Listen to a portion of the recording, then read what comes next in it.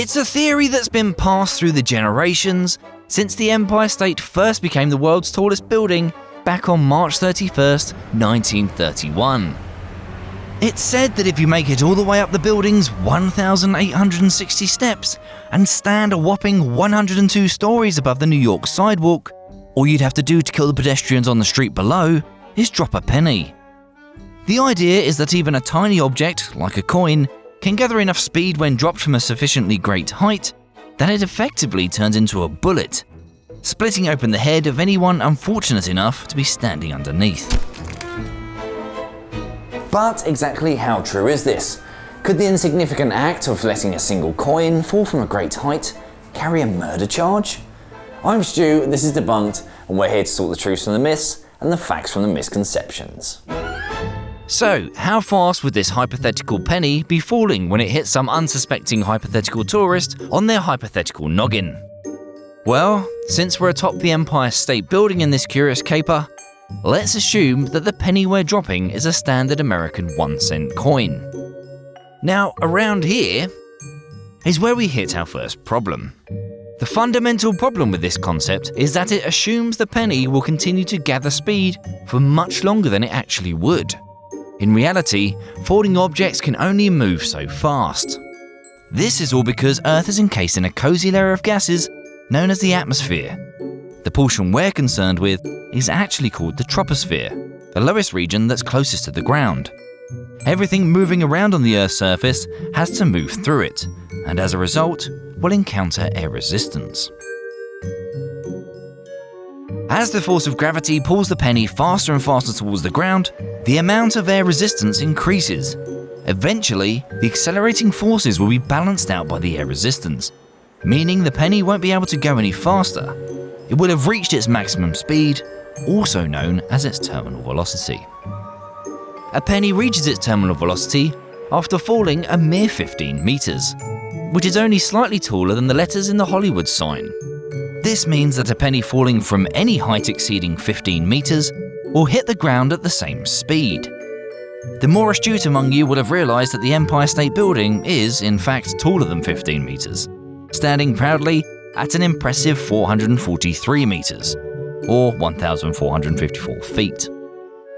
Considering the fact that the 5th floor of the Empire State Building stands at around 22 meters, dropping the penny from the observation deck on either the 86th or 102nd floor is simply a waste of time and money, since a ticket to the observation deck will set you back $34. A standard American 1-cent coin weighs in at 2.5 grams.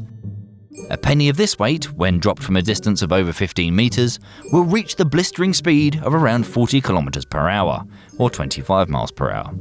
This isn't even close to fast enough to kill someone, or even harm them very much at all. It might sting a little, but you'd certainly live to bore everyone with the story of how you got hit by a penny while walking past the Empire State Building on your Sex and the City tour. What the bloody hell was that? Oh, a penny. That would have killed me.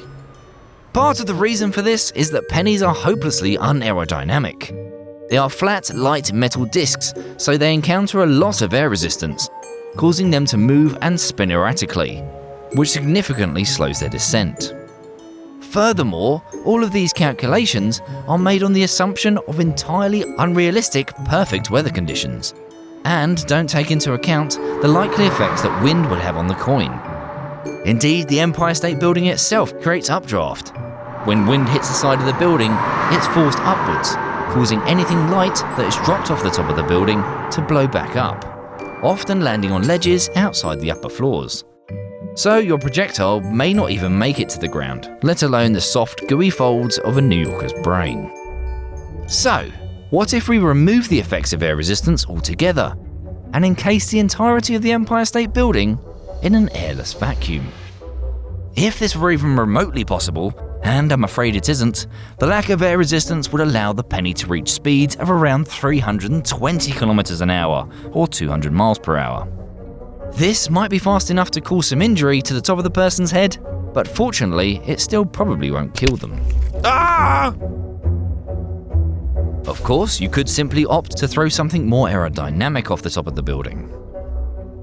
Depending on the design and quality, a ballpoint pen might remain stable enough to zip through the air like a javelin. Scientists have been hard at work on this concept and have predicted a reasonably well-made pen could fall as fast as 320 kilometers an hour under perfect weather conditions, as fast as a penny in a vacuum. Given that the tips of most pens are fairly narrow and made of metal, if one hit the top of your head, death isn't necessarily impossible. Of course, if you're really intent on assassinating someone standing outside the Empire State, stop messing around with pennies and pens and chuck a microwave off the top. Not that we endorse that. We don't. We do not endorse that. Oh, and a little fun fact to end on. There's actually a secret 103rd floor above the official top floor. It has a balcony with just a waist-high wall to protect visitors from falling off the edge. But I'm afraid it's closed off to the public. Thanks for watching and continuing to support our channel. We work on our videos around our regular job, so it may take us a little while longer than some other channels you may be subscribed to. But please stick with us and we'll do our best to have another video out to you soon. In the meantime, there should be a thumbnail on screen now with a video you haven't seen yet. So make sure you check that out.